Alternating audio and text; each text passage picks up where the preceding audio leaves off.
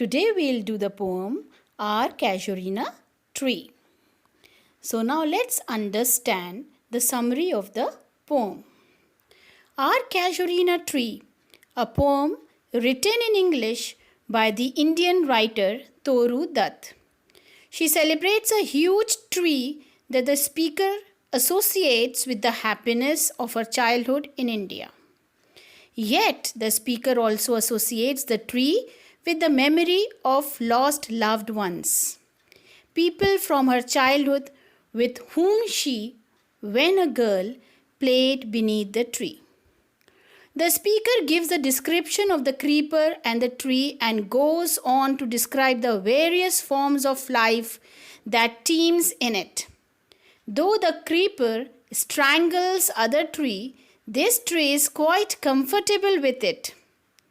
The next stanza is a wandering description of daylight, baboons, and other floral details. The tree is seen to be situated near a tank full with lilies as white as snow. The casuarina tree is so dear to the speaker, not merely for its grandeur and majesty, but also for the happy memory of her beloved companions, with whom she used to play in her childhood beneath its boughs. Though many years have passed, their sweet remembrance yet persists in her and affects her emotionally. The tree becomes more a symbol of timelessness and eternity and serves as a link between the past, the present, and the future. The speaker is thinking of the future when the tree will continue to be dear to her. The love and longing in the poem is tangible. The speaker seems to truly long for home, and this particular tree seems to be most vividly alive in her mind. For her, it represents home, family, and childhood. So she speaks about this tree and its surroundings in great and loving detail. Now I'll explain you the poem stanza wise.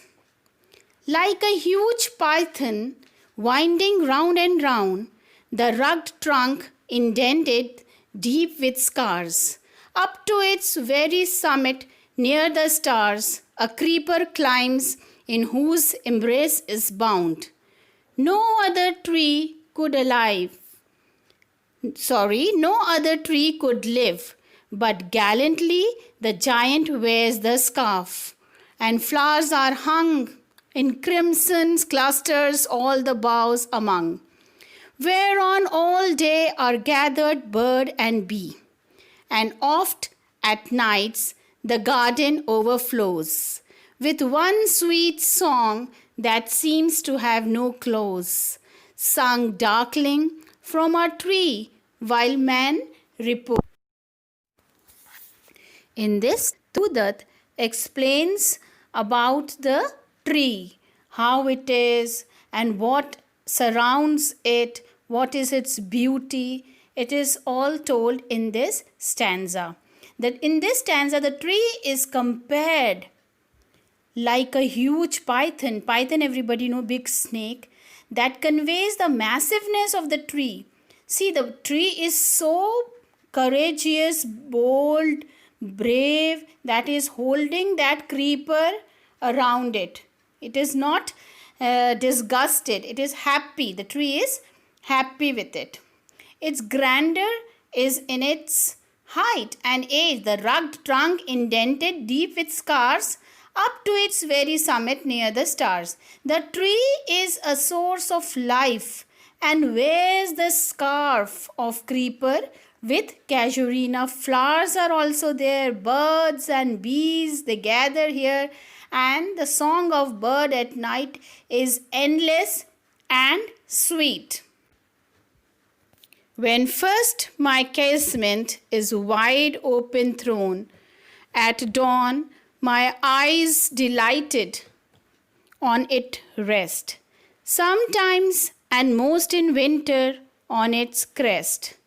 A grey baboon sits statue-like alone, watching the sunrise while on lower boughs his puny offspring leap about the play. And far and near kokilas hail the day. See what happens in the morning when it is dawn time, when the sun is about to rise. This poetess, she looks out of the window, casement means window, wide open. When she sees that tree, it is, full of happiness. Means grey baboon is sitting and its offspring, baboon's offspring is there. Puny means small and weak offspring. They are leaping and playing around this tree, and this kokilas means cuckoos are there all day around. And to their pastures wend our sleepy cows, and in the shadow on the broad tank cast by that hoar tree so beautiful and vast, the water lilies spring like snow enmassed. And near it the sleepy cows are, when means moving slowly to their pastures, to their meadow where they eat the grass. And in the shadow on the broad tank cast means there are so many old trees around it, and the little lilies spring like snow, means like it is as white as snow. Water lilies are as white as snow, and it is full there in the tank nearby. Okay, on the big tank in the garden. The massive trees reflected the blooming snow white water lilies make the scene more charming. But not because of its magnificence. Dear is the casuarina to my soul. Beneath it we have played, though years may roll. O sweet companions, loved with love intense, for your sakes shall the tree be ever dear. Blent with your images, it shall arise in memory till the hot tears blind mine eyes. What is that dirge-like murmur that I hear like the sea breaking on a shingle beach? It is the tree's lament and eerie speech that haply to the unknown land may reach. In this stanza, the poetess affirms the tree is so dear to her, not because of its magnificence. Magnificence means not because of its beauty, but for the memories of her childhood. Beneath the boughs of that tree, boughs means branches of that tree, with her beloved companions, the companions which used to play with her in her childhood, she remembers all of them. It has been many years now, still she gets energy from her sweet childhood memories beneath the tree. The tree is ever dear to her and capable to fill her eyes with tears. She is remembering and she is crying all day about that tree. She is remembering her childhood and she is crying for them, the lost ones. Still she hears the murmur-like sound from the boughs of the tree, like a sea breaks on pebbles on the bank.